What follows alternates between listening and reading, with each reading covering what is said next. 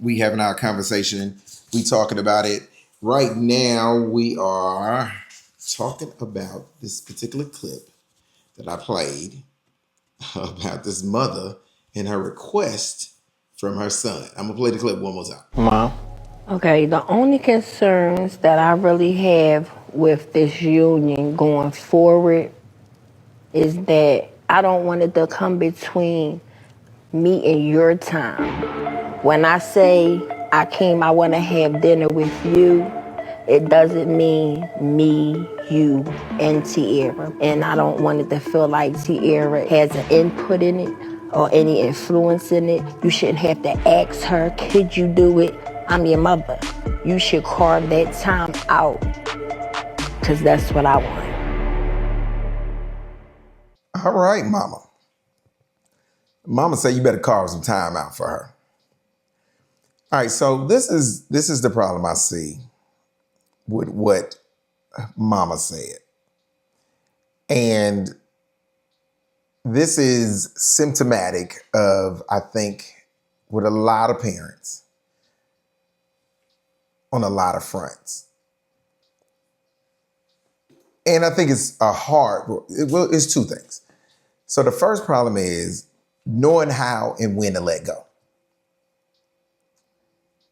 I think that's probably one of the hardest things as a parent to do when kids get older. And as they get older, those little benchmarks, those little times to where you gotta fall back, you gotta pull back. You know, and they start happening early on. You know, first it's little stuff like, I don't need you to help me put on my shoes. They put on their shoes by themselves. And then it's, I don't need you to help me take off my coat and my clothes. I can do that on my, then they want to take a bath by themselves. You know what I'm saying? So it happens and you have to pull back. And then as they get grown and older, and they start to get in a position where they got to start making grown people decisions and doing grown people things, the reality is you don't get an input on any of those things either. And I know a lot of y'all can't deal with that or can't stand that, but it's the reality of life. It just is what it is. And I think mom is at one of those SAT word precipice where she has got to know that it is time for her to pull back just a little bit. She got to pull back, and I know it's gonna be hard for her, but she got to do it. I mean, it's not optional. And he grown, he got a life, and sometimes you wanting him to carve out some time for you may or may not be able to happen because it is working for your schedule, but it don't work for his schedule.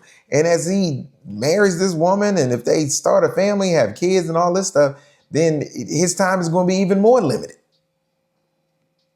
What he can and can't do. You know, you might not get the time you want because he got to take little Johnny to basketball practice or to dance class or pick up his daughter from basketball practice or dance class. I mean, so it's just life started lifing. And once life starts lifing, mama, you don't get to pick and choose what's the best time for him, the best way for him to use his time. And the reality is once he chooses his wife, it's supposed to be him and her against the world. And that's even against you if need be. Now you would hope that it does not turn out to be that, or that you hope that's not the case. But the reality is it is what it is, mama.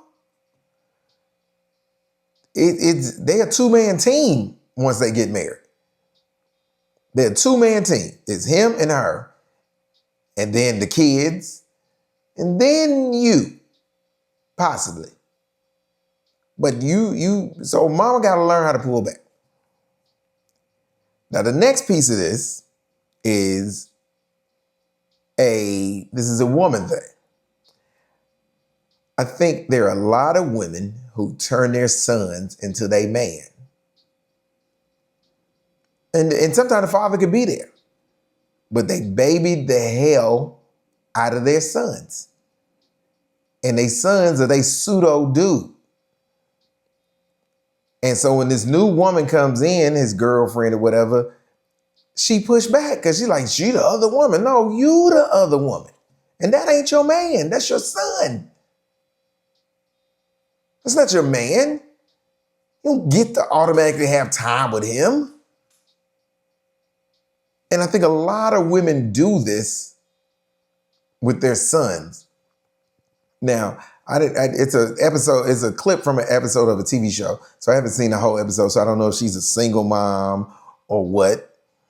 But this is typically something single moms do to compensate for either not having a man or not being able to be with this particular boy's father or whatever. So they fill in the gaps with him. They take care of him like they boo as opposed to their son. And that is one of the things that I think is a detriment to a lot of these dudes, because there's a lot of women out here, you baby these dudes and you coddle them, and then they out in the streets and they think they gonna meet a woman that's gonna do everything for him you do. They not. You his mama. This chick in the street, she wanna be his mate, not his mama. She don't wanna pick up after him. She don't wanna clean after him. She don't wanna be jump into his every whim like you do. Her whole world, if she's successful and she's progressive, her whole world can't revolve around your damn child. But you've taught him that that's women who love you, that's what they do. They build their whole world around you, like my mama did. No, that's not realistic. Again, especially if you have a woman that has a career. She ain't got time to be babysitting you and she get preparing for a board meeting on Tuesday. She got time to be washing your socks and she got to get a report ready for the meeting for her team that she supervised of 120 people, 150 people.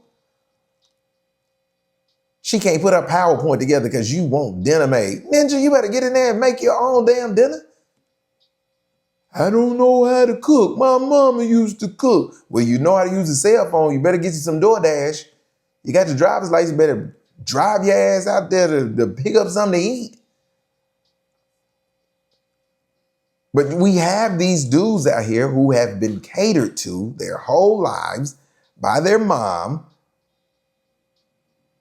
And that's what their mother has laid a foundation down to where these men think that the women's supposed to treat them the way their mama has treated them their whole life. And that's unrealistic. It's 100% unrealistic. So what do y'all think? Let me know. It's the Lav Love Morning Show, Post 101.3.